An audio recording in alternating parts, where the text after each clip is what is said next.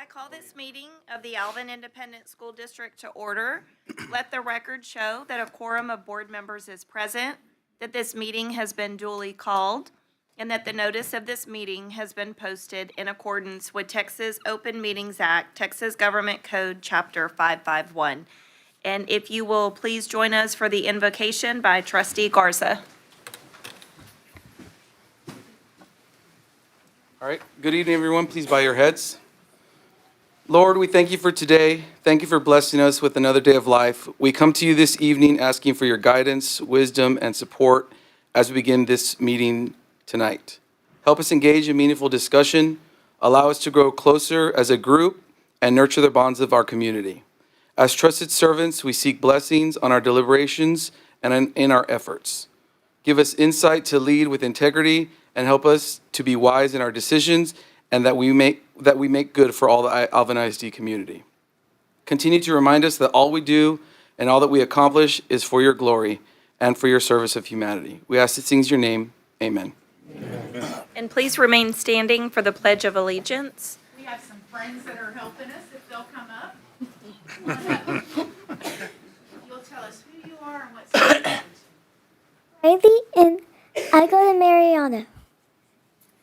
I'm Jordan Johns, and I go to Meridiana Elementary. Awesome. Will y'all lead us in the pledge? Please join me. I pledge allegiance to the flag of the United States of America And to the republic for which it stands, one nation, under God, indivisible, with liberty and justice for all.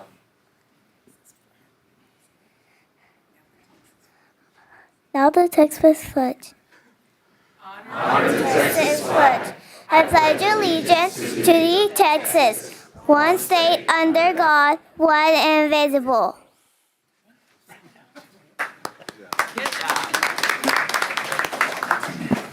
They're so funny. That was good. That was great. Thank you, ladies. What grade are you in? What grade? What grade are you in? Oh, yeah, she got that good energy. Well, very good. You did a fantastic job starting us off. And at this time, we will move into the superintendent's report. Good evening, board and community and guests. The 2025 Turtle Race and the 5K Family Fun Run was a huge success. This year, our new record was set with 860 runners, and if you were out there, you felt all of them, you knew it was wonderful. Huge thing. We had some Board of Trustee members that ran in that run as well. A huge thank you to our educators, students, administration, maintenance team, the Education Foundation Board of Directors, and sponsors for making this event so special. This event not only brought together our community in such a fun way, but it also brought in funds for innovative programs and learning opportunities to our students and teachers. And our very own, I don't know if it's master of ceremonies or the person that was our announcer is here this evening, Mr. Scott Salter. He did a great job. He announced everything in the event, so thank you, Scott, for doing that for us this year. I think he's committed to next year as well, so we'll see. Okay, can I add a caveat? So Scott, when I complimented what a great job he was doing emceeing, he said, yeah, so to all my teachers at Alvin ISD that used to write me up for speaking too much and talking, look at him now. The Alvin ISD Career Extravaganza was on February the 1st, and it kicked off our National CTE Month with the annual extravaganza held at J.B. Hensler. A huge thank you to all the vendors, the schools, and the teachers who contributed to making this event a tremendous success. Last week, we celebrated our elementary and secondary principals of the year, and I'm proud to announce that Mr. Nieto at Sanchez Elementary School is our elementary principal of the year, and our secondary principal, Ms. Jamie Baldwin at Manville High School, is our principal of the year for secondary. So congratulations to both of you.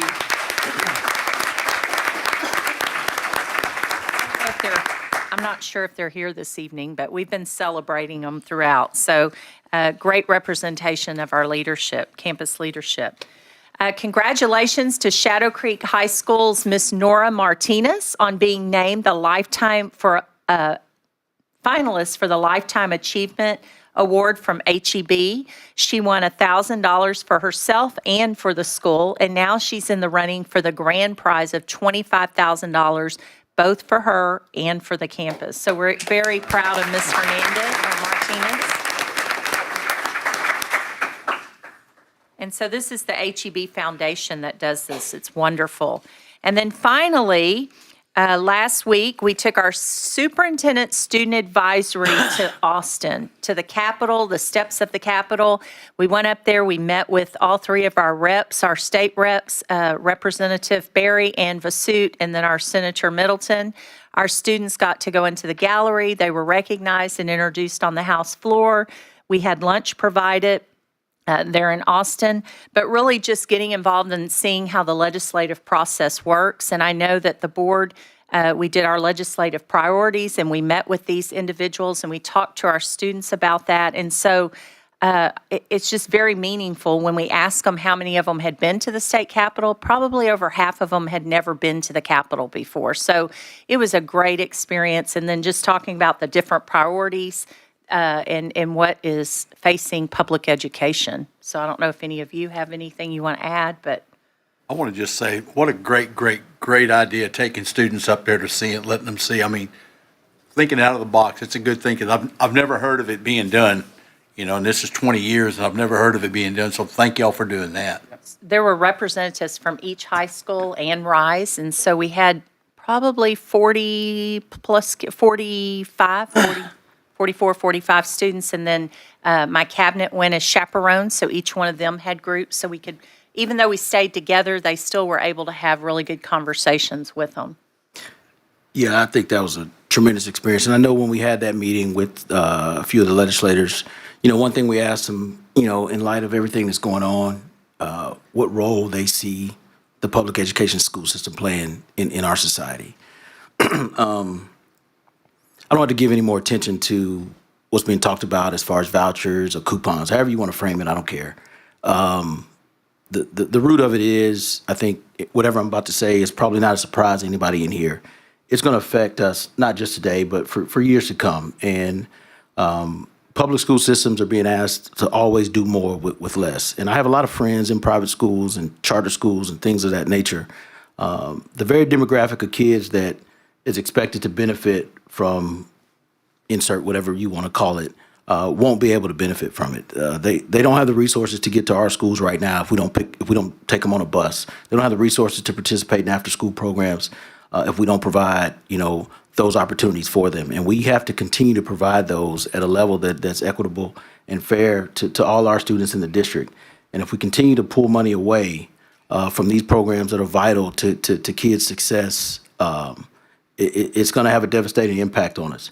Our coaches are being asked to do a lot with a minimal stipend. Our band directors in fine arts. My kids were in the band, and we had to bring in private one-on-one tutors for specialized events and things of that nature. All of these programs thrive because we have teachers who volunteer to sign up to do these things, and we can't continue to do this. And when those kids don't get accepted to whatever program that we anticipate them having the opportunity to go to, we got to pick up the pieces and take them back in, which we're going to do. We're going to continue to do that because our teachers signed up for it, our staff signs up for it, and we know what that is. But I'd caution you all to be mindful of the things that you read, you share, the conversations you have, because we can't highlight these kids' success when they win a state championship or when the band makes all region or all state, but at the same time pull resources away that allow them to accomplish those goals. So I just want you all to be mindful of that when you're out there in the public and speaking to members of our legislative team.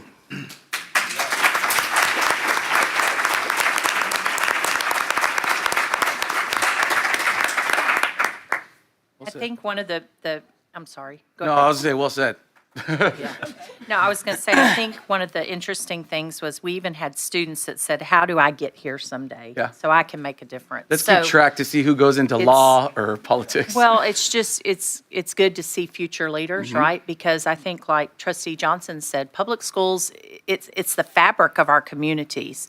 And if we don't educate all, then what do our communities look like? If we don't have that common thread and we don't educate each and every student each and every day and each and every program, what does it look like for the future? And so, I'm fortunate my kids have gone through and gotten a wonderful education here in Alvin ISD, proud to say that, and they would tell you that too. And so I have all the faith in our teachers. I tell the board each and every day they put their heart and soul into it. And we can pour money into it, but they don't do it for the money. They do money helps pay the bills, don't get me wrong.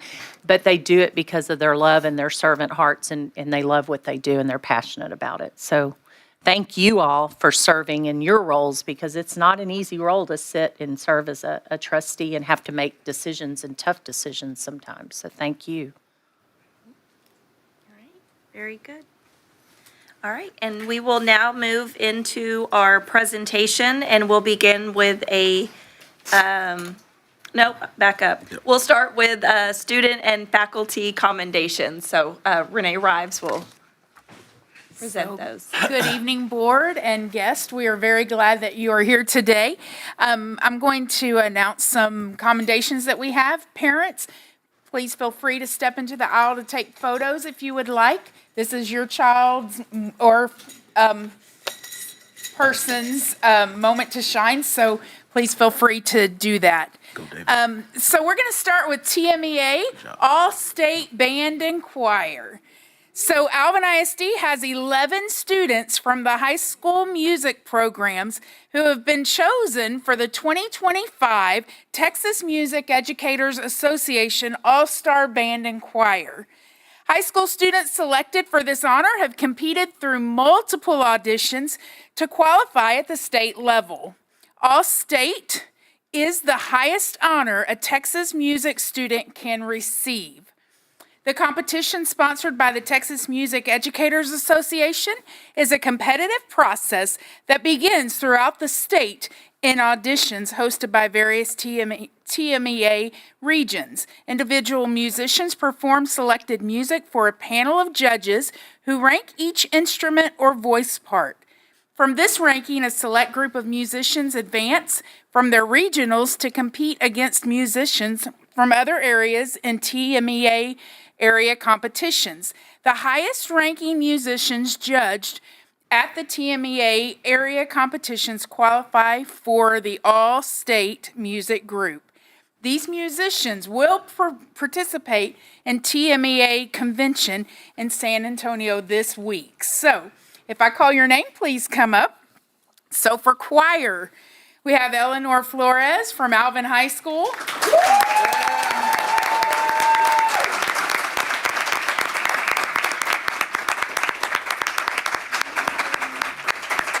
Martin from Alvin High School.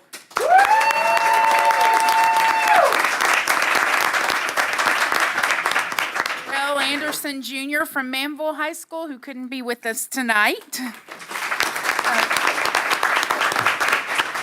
Kenya Mahesh from Shadow Creek High School.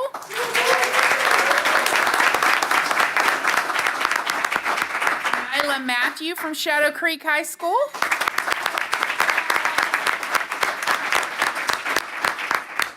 Connor Stevener from Shadow Creek High School.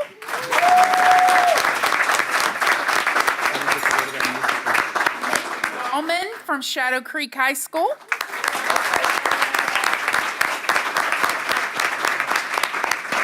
And James Williams from Shadow Creek High School.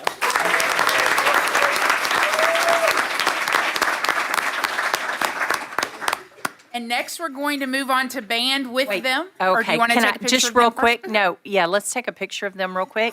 But several of these y'all all look forward. Several of these students were in their high school musicals. The Addams Family, I know both Andrew and Eleanor were, and I recognize several that were in Anastasia. So when y'all are done, I want you to tell me, because I'm like, whoa, we have celebrities in the room. They were good. Should have got autographs.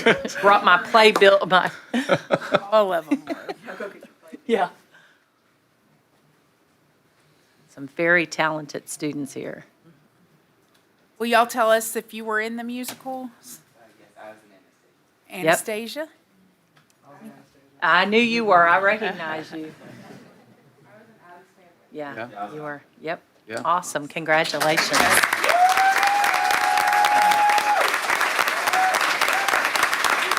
can sit down now that we've taken the photos, so. Congratulations. Yes, and next we're gonna do band for the same thing. So Julian Belay with Shadow Creek High School.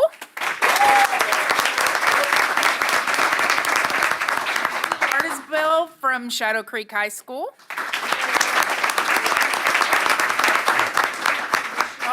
Mocker from Shadow Creek High School.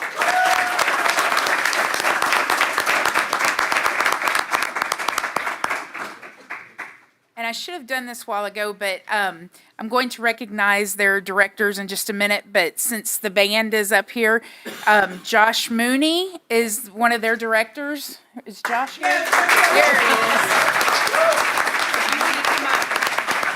Jordan Amara, Kelvin Guevara, and Cody Holmes. Please come up if you're listening.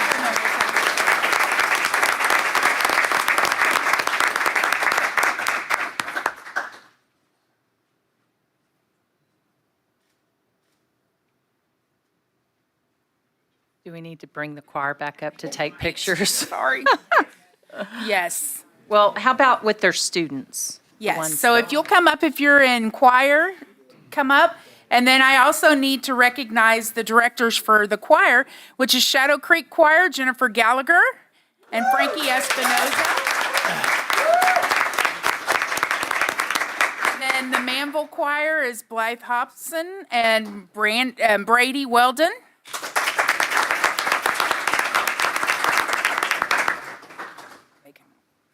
And then for Alvin Choir, we have Levi Duncan and Michelle White.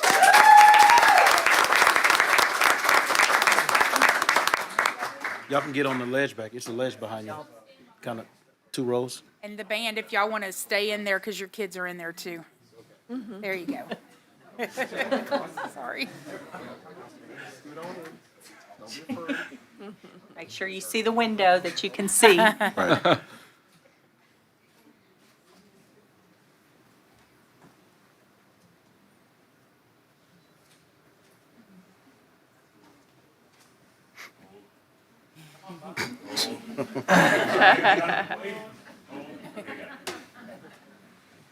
Okay, thank you very much. Awesome job.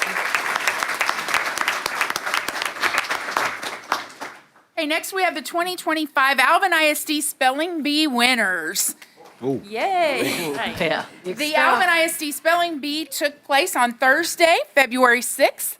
Congratulations to the winner, Thalia Knighton from Sanchez Elementary, who won with a correct spelling of Goliath. Very good.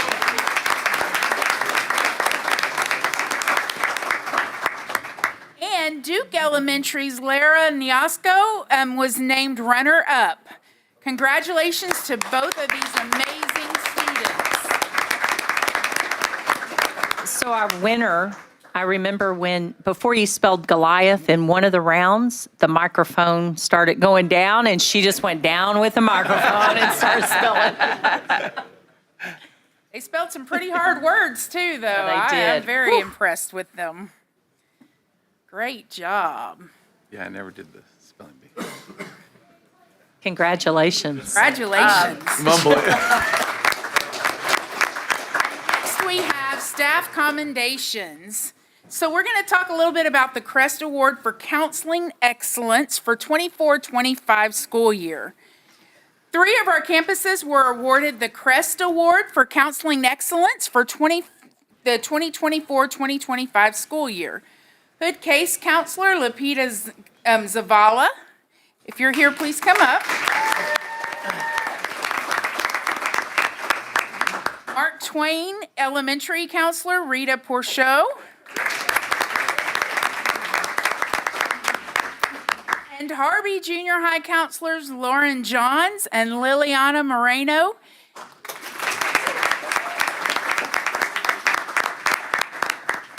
And all of these ladies accepted the awards on behalf of the schools at their February TSCA conference. CREST is a continuous improvement document that what it does is it gives school counseling programs an opportunity to demonstrate effective communication and commitment to obtaining results. CREST helps counselors to evaluate their counseling programs, promote their programs to the stakeholders in their districts, demonstrate the effectiveness of their guidance and counseling programs through different means, and to implement the Texas and national models for school counseling programs. Congratulations to all three of you. Four. Four of you, I'm sorry, four. 3 schools. Yeah.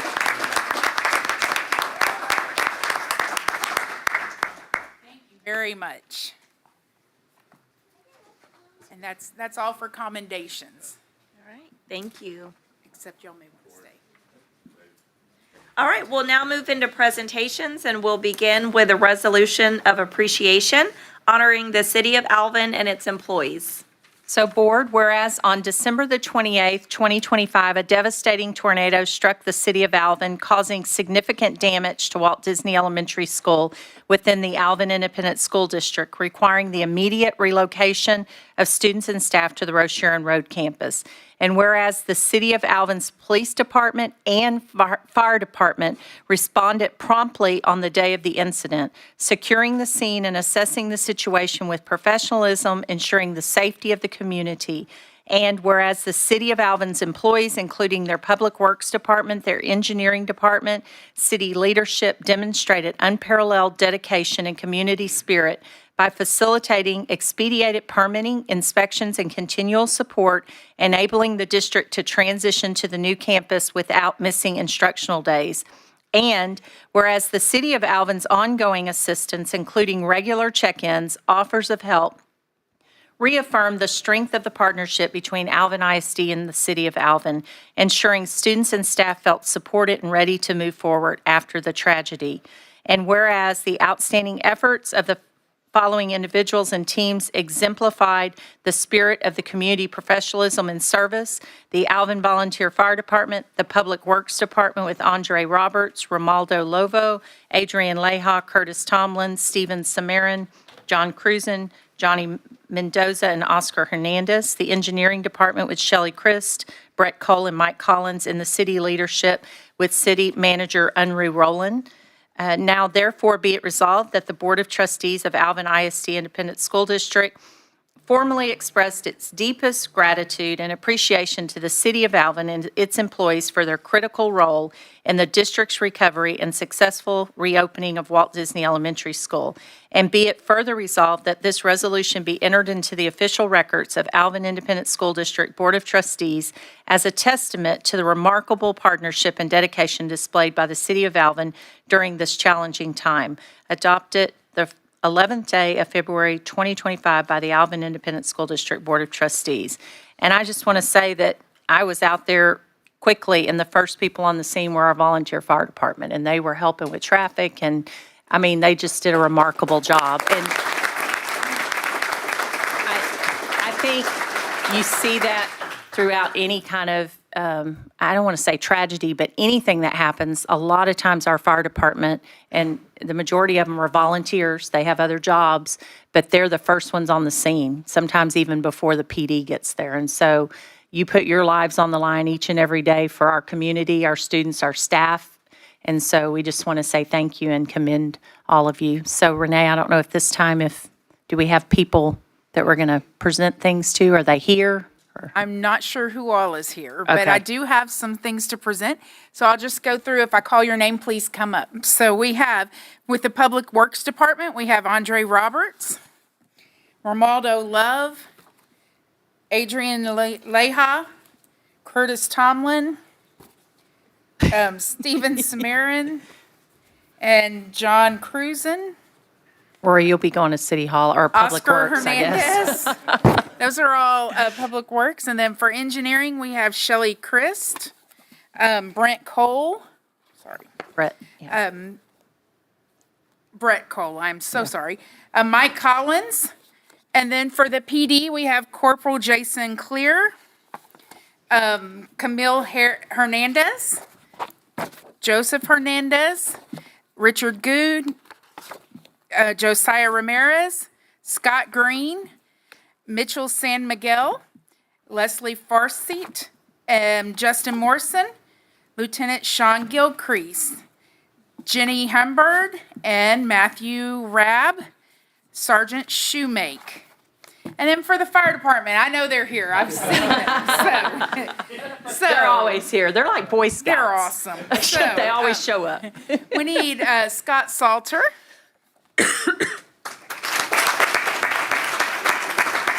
Rudy Moreno.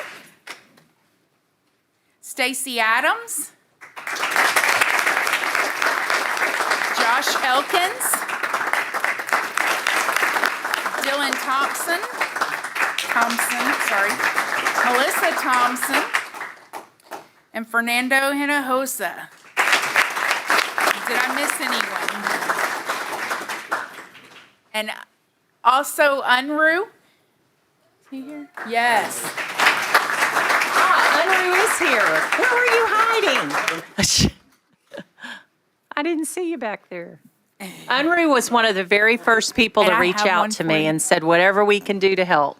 So, Yeah, if some of you will step up on the back, maybe the board on the back row. Yeah. Let's let.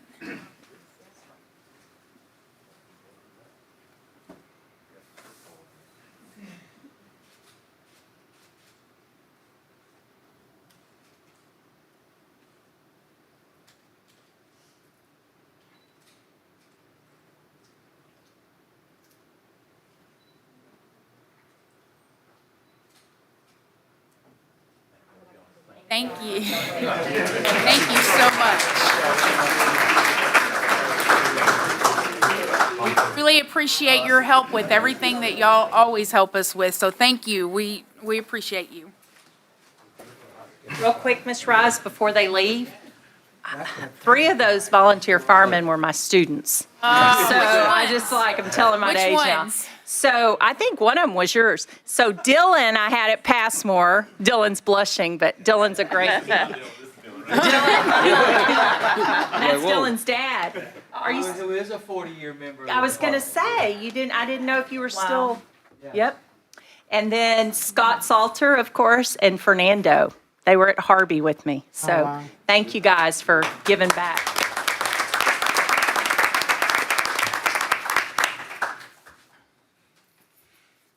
All right, and the next presentation is on the transportation grant.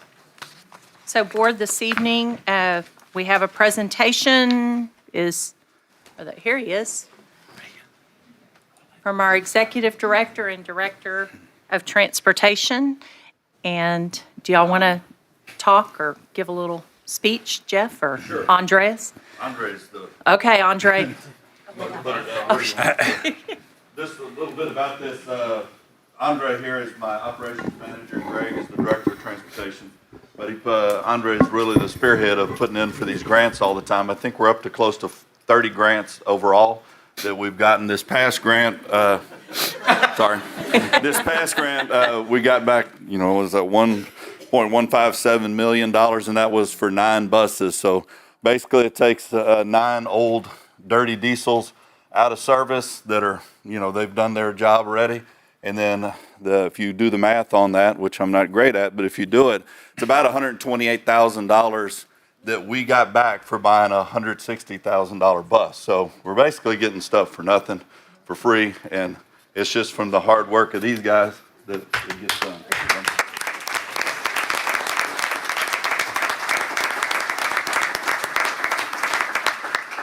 So board, you'll see later, there's a budget amendment recommending using these dollars to put back into buying new buses. So thank you all for all that you do you. each and every day. Thank you. Thank you. Thank y'all. Thank you. Okay, if there's any students that are left that were here from Commendations and you want to go home and do homework or get into bed, probably now's a really good time. All right. But you're welcome to stay. You're welcome to stay. Absolutely. All right. Next presentation is on the district mid-year academic review. So board, back in the fall, I believe it was November the 8th, you received the fall update in a weekly. And so, but this is the mid-year academic review, and Dr. Valdez and her team will present that this evening. Yes, good evening. Guess it is working. Thank you for the opportunity to be able to present our mid-year review to you this evening. Presenting with me will be our two executive directors of curriculum, Mrs. Fulvia Shaw and Dr. Shandar Hobbs. This is our third report of this school year. As you may recall, back in August, Mr. Shaw and I presented STAR score information to you. You also received a report in the fall, as Mrs. Nelson had mentioned, and that was beginning of year data. You received that in November. And so now we're at the midpoint of the school year. So this, out of really all of our reports, is the most comprehensive report. It includes a district plus campus reports. I believe you received that whole long 100-page document on Friday. And so this is really just a summary of that full report. The other thing I want to say about tonight's report is back in the fall, you also approved performance objectives by the district and by the campus. And that's really what this report is all about. This report is to say, are we on target to meet performance objectives? Are we on target now to meet them by the end of the school year? And so along with the mid-year data, we're also going to share with you something new we're doing this school year, which is priority schoolwork. We're always looking for new and more effective ways to support our principals and to support our teachers. And so we're going to be sharing some information from 3 of our Priority 1 schools. And Trustee Sweeney had, in our board workshop, had referenced a sheet that y'all have at your place. It has 3 schools listed, and it does have the name of those schools. We're not going to be mentioning the names in our report, but you do have those. It's 1 high school, 1 junior high, and 1 elementary school. So we're going to start with reviewing our first performance objective for the district, which is that the district will increase the average daily attendance by 0.3% from the previous school year. Are we currently on track to meet this? The answer to that is no. I will tell you as we go through this whole report, our approach in answering that question is that if we're not already on target at this midpoint, then we say no. And so it's kind of a conservative approach because we have several months to go. But the reason we do that is so that we write very thorough, strong plans to get us through to the end of the year so that we will meet that goal. And so although we are not on target, here's the data to show we have increased. So our first semester attendance data has increased by 0.2% from last year at the same time. So we're just shy of our goal of 0.3%. So last year, first semester was 95.3%, and this year it's 95.5%. So attendance is an area that we put a lot of priority into, especially these past couple years as really kind of rebounding still. I hate to even still use that word COVID, but we know attendance went dramatically down during that time. We're proud of the gains we actually are making, especially as we talk to neighboring districts and we know that the things we're doing are making a difference because ours is much higher than others. But some of the things that we're doing is we're in our second year of having a district attendance committee. This committee has campus leaders on it, district leaders on it, attendance clerks. They come together every 6-week attendance period. They talk about the data. They talk about trends from previous school years. They talk about what each other's doing to make improvements, and it's just a really good group to be able to lean on to say, well, what can we do this next grading period to try to get our attendance up? So that has been good and we believe has been effective. We've also continued our communication campaign, putting things out there to show parents the importance of school. And then one of the things we've added this year, which has been a pretty neat thing, is we've been going out to the campuses and giving attendance awards. These have been for campuses that have the highest attendance, as well as campuses that have the most improved attendance over a 6-week period. We take a great big, kind of gaudy trophy out, try to make a big deal about it because it is a big deal. And now we're going to move on to our next performance objective. The next 3, Mrs. Shaw is going to review that data with you.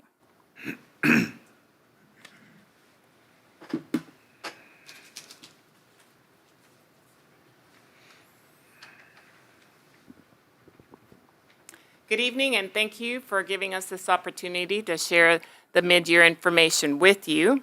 I will be starting off with Performance Objective 2, which states that this district will meet or exceed the board-approved House Bill 3 early literacy, math, and CCMR goals for all students. And so the question that we have to answer, are we currently on track to meet this by the end of the school year?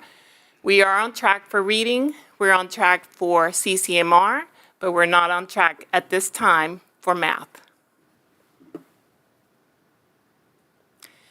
As you can see in this chart, we are displaying the House Bill 3 goals for third grade reading and math. Our reading goal was set at 59% for the first CBA, and our reading performed at 60%. Our math goal was set at 50%, and at our first CBA, we were at 42%. Since we're not on target for math, I will review the math when I review the Performance Objective 3.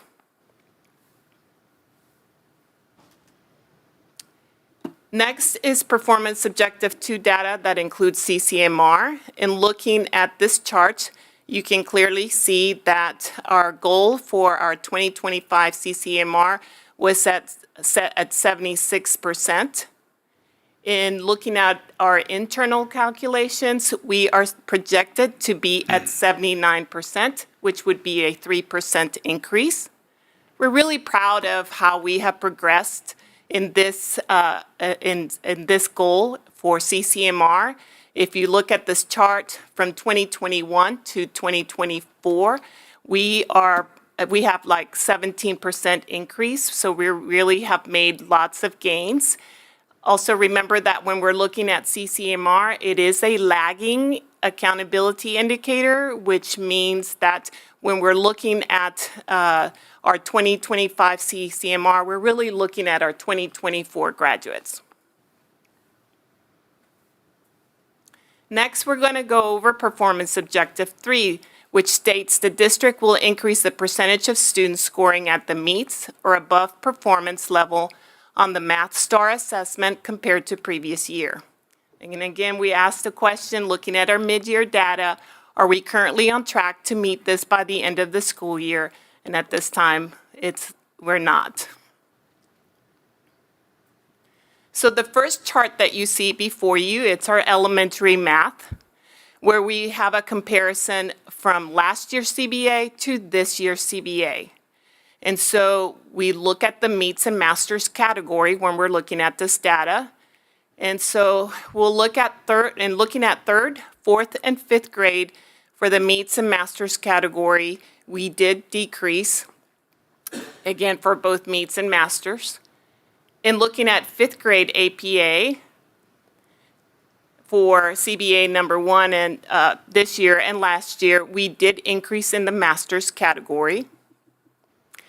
That same group of students who are currently in fifth grade APA also took a midterm, and those students did decrease in taking when they took that midterm. In evaluating as far as why we decreased, we understand that our curriculum coordinators make adjustments to the CBAs. As we review the data, they constantly are monitoring and making adjustments to ensure that we are in alignment with the STAR. So we did have some changes to the CBA this year in trying to get to the root of why we decreased our scores. And so we made some significant changes to the item types that were included in this year's CBA. The second factor as far as why our scores decreased was that we did increase the passing standard for this year's CBA. So the passing standard was increased versus the passing standard from last year. And again, we're trying to align the STAR performance, and so we increased the passing standard.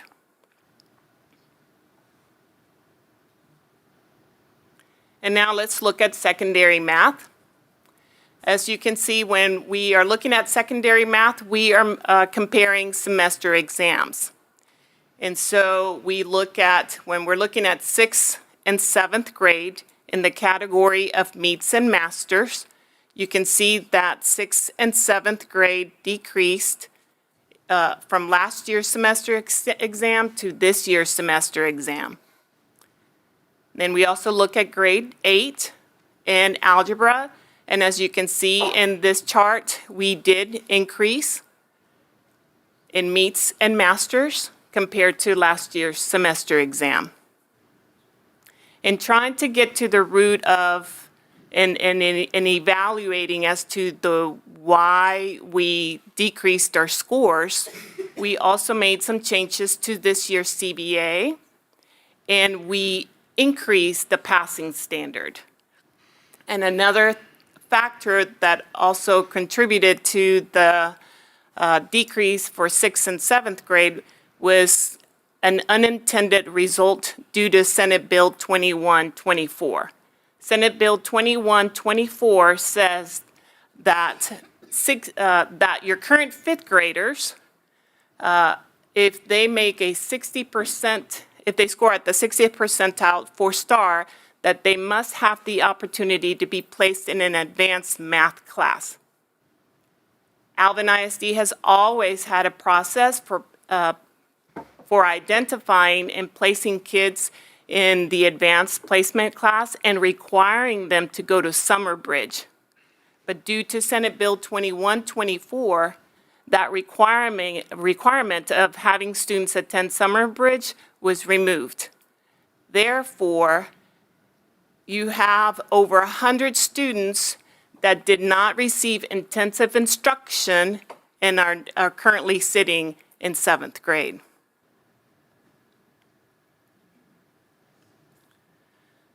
And now we'll take a look at Performance Objective 4, where that says district will increase the percentage of students that show growth on the reading language arts STAR assessment compared to previous year.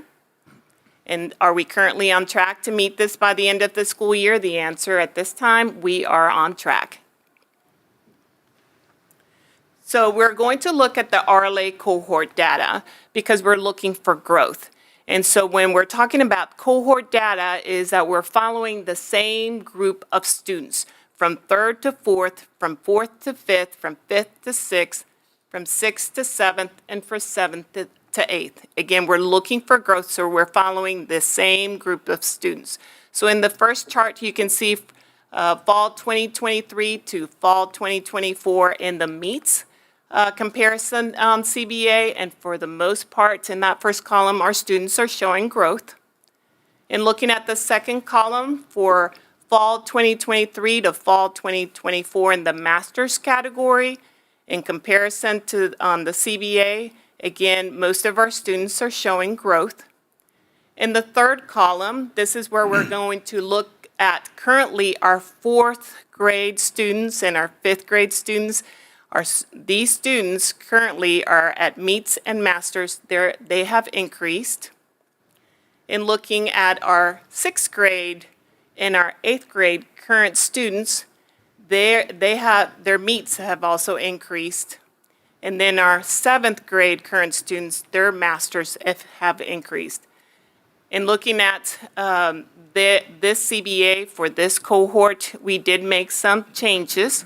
We added additional items items and questions to the CBA. And we also included paired passages. We increased the rigor of the assessment. And with all these changes, our students are still showing growth.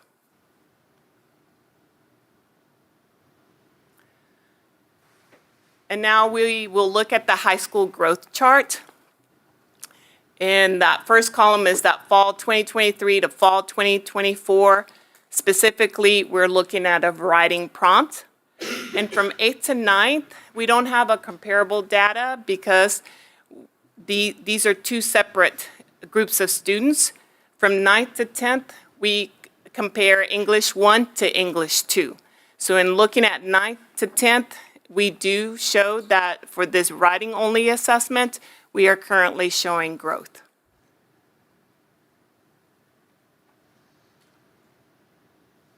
And now I'm going to turn it over to Dr. Hobbs, that's going to talk to us about school improvement support through our priority schools.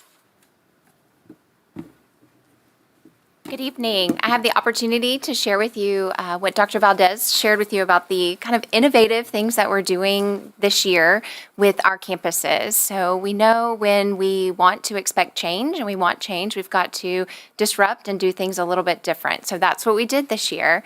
And so we started with all of our campuses and all of our data and really looked at where the performance needs were and prioritized each of our campuses. We gave them a number, and then as a academic leadership team, we all took on 5 campuses, really focused the work. I still see every campus.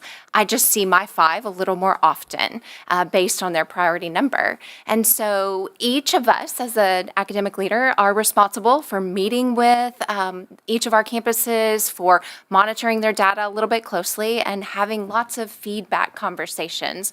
Because we really spend a lot of time talking to our principals about the improvement cycle. We look at our data, we're doing great at that part. Where we tend to not do as well is the learning piece and disrupt our behaviors, right? And so how do we do that? So we do that with that constant feedback. And so what our priority 1 campuses look like, a little bit different from the other priorities, is a visit 1 to 2 times per week from your academic leader, your priority leader, and that could mean a conversation, could be a phone call, it could be we're in classrooms, we're watching instruction, we're in PLCs. We spend a lot of time with planning with our teachers because it's really trying to get down to what's the root of the issue.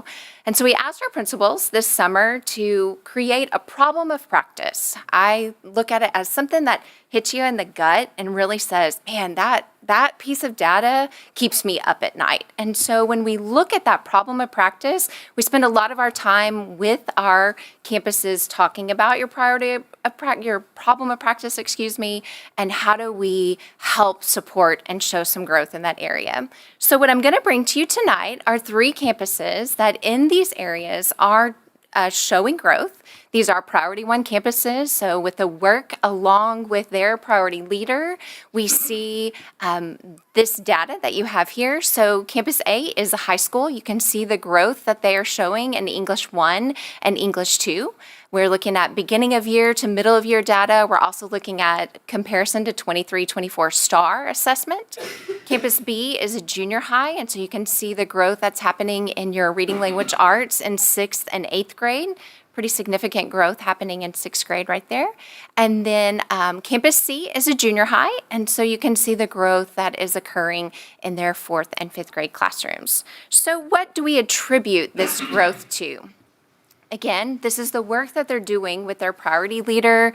Our campus leadership teams are learning and growing, and part of that is with that leadership, with that learning that they're doing, they're bringing it back to their leadership team. So this specific high school has said, every time I come to an instructional focus meeting, I come together and I learn a piece of something that really gets me where in my problem of practice that'll help adjust things. I come back and I figure out a way to implement it on campus.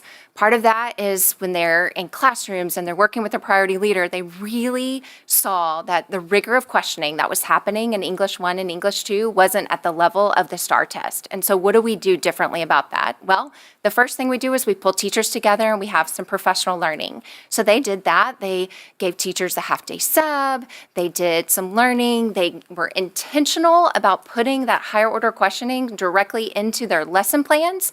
And then our campus leadership, our district priority leader went out and watched it happening in classrooms, gave direct feedback to teachers. And so we know in that improvement cycle that students need direct feedback, our teachers need direct feedback, and then our leadership team also is getting that feedback along with the work with their priority leader.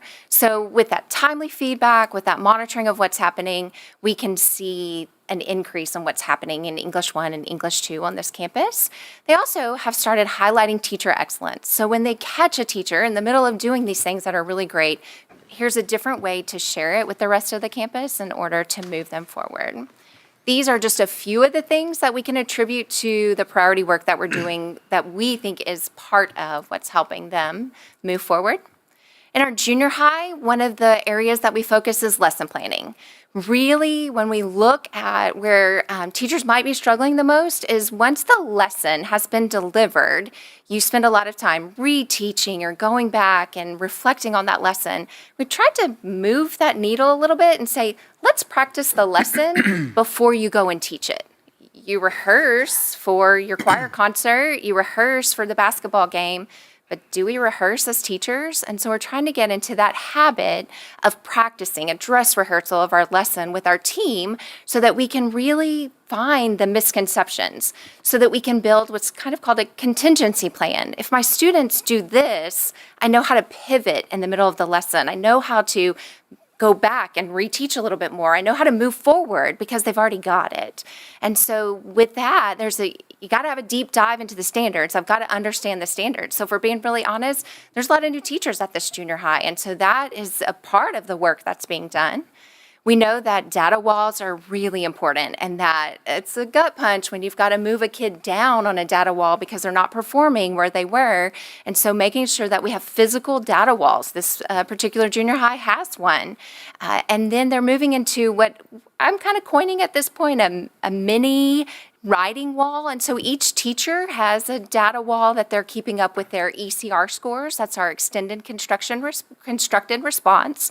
We've talked a lot about that and how that change has come in the STAR and the demands that are expected of our students in the writing piece. And so when we're keeping very timely data on where our students are, it's helping us see an increase in their writing skills as well. And then monitoring progress with quick checks. We know once we get to a big semester exam or we get to a CBA, there's not as much time to make adjustments. So we have smaller assessments along the way. It's helping us pivot with the data much quicker. But one thing that we're doing much better than we have in the past is going back and making sure we're reassessing on anything we retaught. So if you had a unit assessment and one of those standards didn't go so well in your classroom and you went back and retaught, we've added a question or two to that quick check. And I can be really honest with you and say I don't know that we've done a good job of that in the past. We reteach it, but did we reassess it to ensure that students are progressing towards mastery where we want them to be? So these are a couple of things that we attribute to some of that success in the data that you saw on that first slide. And then elementary campus, Priority 1 elementary campus, you're going to see some commonalities here. Unit assessments, again, those quick checks to ensure that students are making progress along the way, and then anything that's being taught being spiraled into those unit assessments very quick. It's our dipstick to say, yes, they've got it, no, they don't, and then let us know how to move forward from there. And then lesson planning, again, back to this model of dress rehearsal, that we're practicing in front of our team, that we're getting an opportunity to get feedback on how I did as I modeled that lesson for my teachers before I go and do it for my students. And we really feel like that is making a large difference. And then weekly data discussions, meeting with the priority leader and just saying, this is what went well this week. This is what our data says. Sometimes it's high-fiving across a desk because we're so excited as a team that our team member is making progress. And it's always about offering suggestions. I often tell people my favorite part of my job is I get to see the whole scope of the district. So when I'm sitting with a principal and saying, you might want to try this, it's not because I thought it up, it's because I saw somebody else doing it really great across the district. So those collaborative moments of being able to say, let's try this, or I've already seen it in action and it's working, are helping us move our campuses forward with our priority system. So what's working? Consistency. Campuses are having a team member see them once a week, twice a month, or once a month based on your priority number and what your data says and how we can help support you. Reflection. Before we meet with each of our leaders, they reflect on their data. We spend time reflecting on their data and just having a conversation. Just like we talk about with our kids, that relationship with your students in your classroom, it's that relationship with your priority leader as well that's helping us move the needle. And then constant monitoring and feedback. we've always provided monitoring and feedback to campuses, but probably not as often as it's now happening. And so we really feel like this formula, this system, this process that we have in place will help move us into where we want to be as Alvin ISD. Do you have any questions?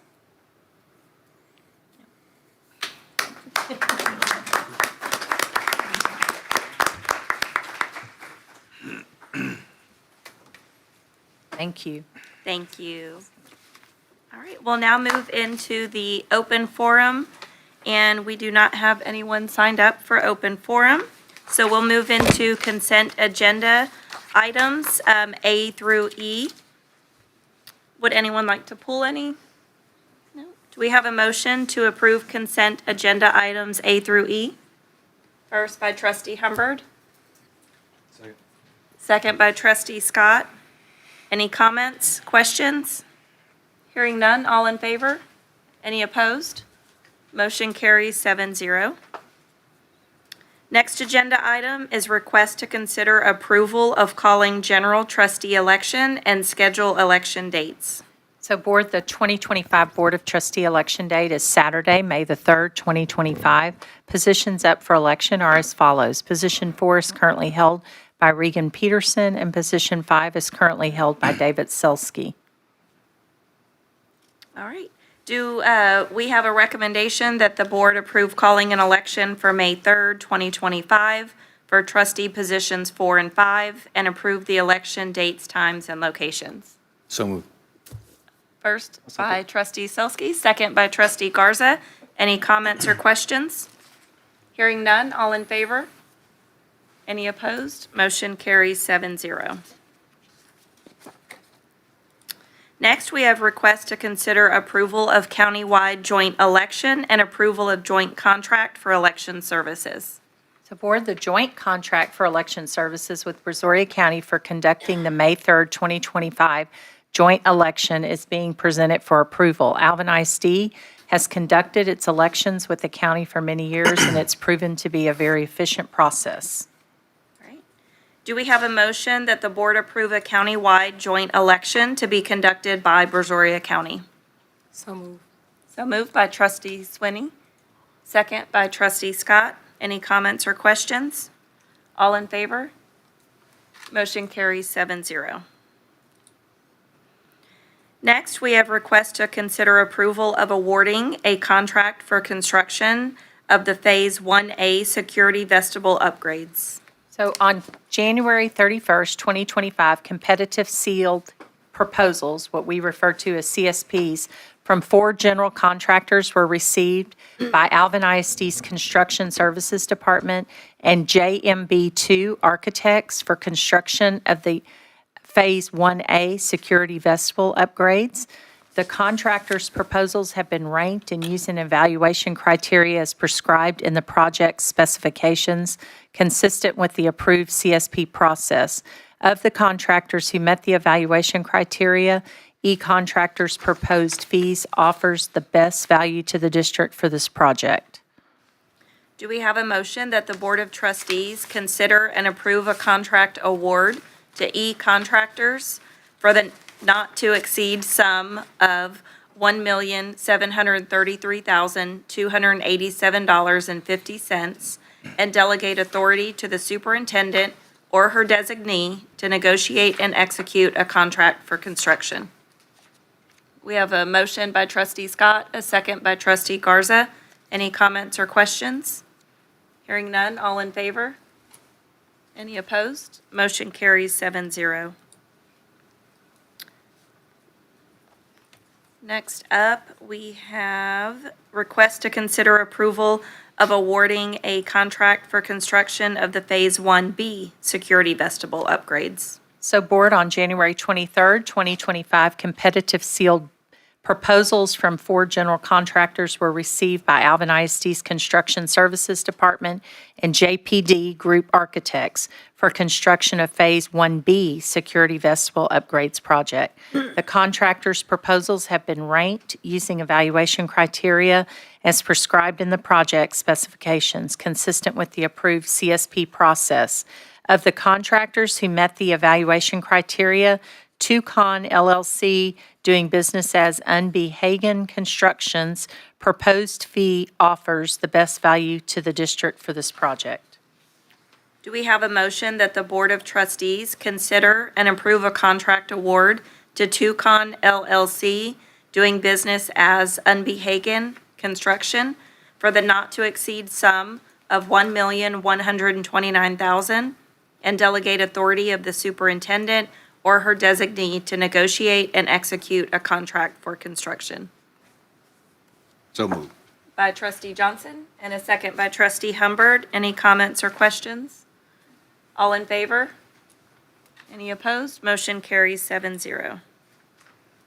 Next, we have a request to consider approval of the use of construction manager at risk as the construction procurement method for the expansion and renovation projects at both Alvin High School and Manville High School. So typically, Alvin ISD has employed either a competitive sealed proposals or construction manager at risk as a procurement method for construction, depending on the circumstances of the project and the current market conditions. Decision factors that influence the recommendation for using CM at risk on a project include some or all of the following: their field and site investigations, the future market instability, material and product availability, restricted project timelines, project phasing, active construction on occupied campuses, safety and security. So we're asking for consideration for use of construction manager at risk. All right. Do we have a motion that the board approve the use of construction manager at risk as the construction procurement method for the expansion and renovation projects at Alvin and Manville High School? So moved by trustee Swinney. Second it. Second by trustee Garza. Any comments or questions? All in favor? Motion carries 7-0. Up next, we have a request to consider approval of Insurance and Benefit Enrollment Platform, RFP number 2502INBEP. So Board, we are requesting that the benefit focus remain as our district's insurance and benefit enrollment platform based on the overall cost, employee understanding of the system, and overall consistency for a 3-year fixed contract with the option to renew for 2 additional 1-year terms with no price increase. The continued partnership with Benefit Focus will allow our employees to continue to use a system they recognize and understand. The cost per employee is $4.33, which includes the enrollment platform, the content management package, our COBRA administration, and our ACA compliance administration. The annual estimate expenditure based on an enrollment of $4,000 is $207,859.20. Do we have a motion the board approve the Insurance and Benefit Enrollment Platform, RFP, as presented? Yes, so moved. Trustee Selsky, second. Trustee Johnson, any comments or questions? All in favor? Motion carries 7-0. Next, we have request to consider approval of board resolution regarding Communities in Schools Grant 2025-2026. So Board, Alvin ISD has partnered with Communities in Schools to write a grant for the 25-26 school year that supports the CIS programs at Alvin Junior High, Harvey Junior High, and Iowa Colony High School.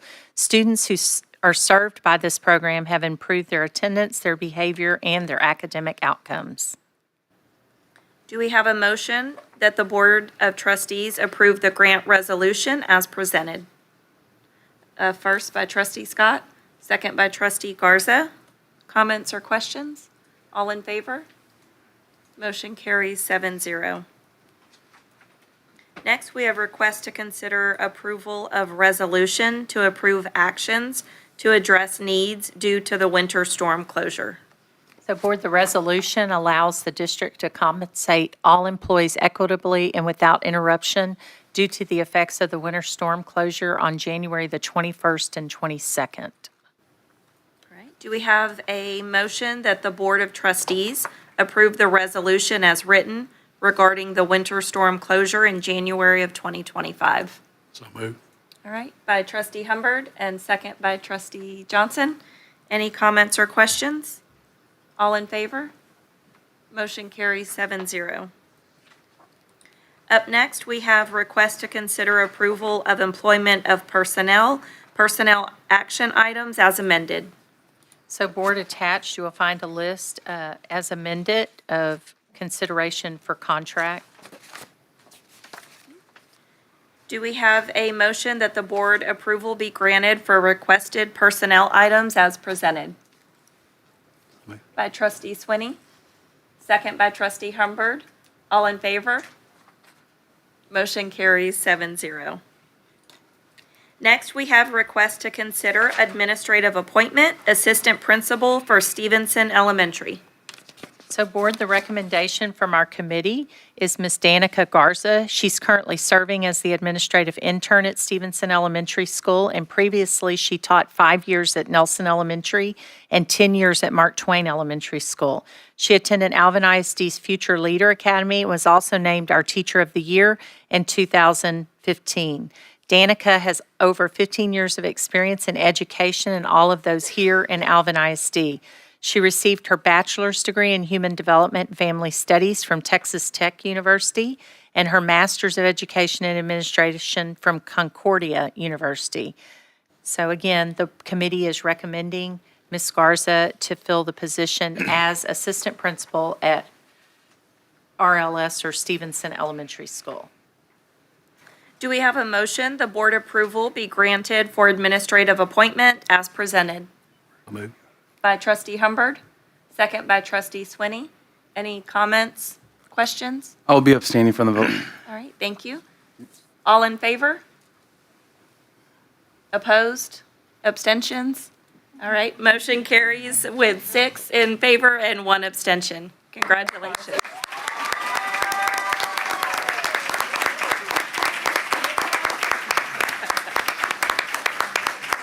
Can you introduce the family that you brought with you that's seated with you? Children here. I have my mom, my dad, Melissa, my aunt, and my grandma. I have my school family here. Lots of family and friends watching online, and lots of mentors in the room who I've looked up to for many years. It has a lot of music here. So. Congratulations.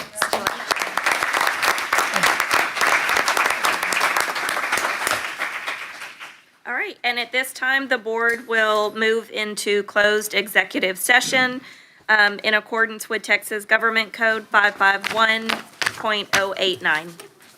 And Ms. Garza, if you'll come up for pictures, and Mr. Garza, if you want to jump in real quick. Y'all don't go anywhere. Rachel, can you do with Gabe in it first so we can go to executive session? Okay.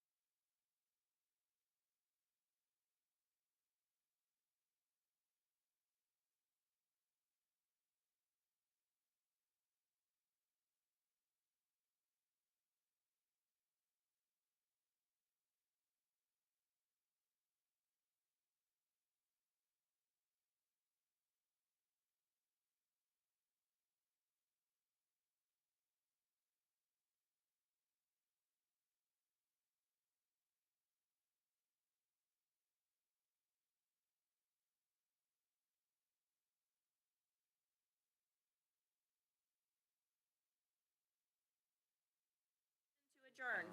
Yes. Okay, first by Hubbard and second by Garza. All in favor? All right, motion carries 7-0. Meeting adjourned.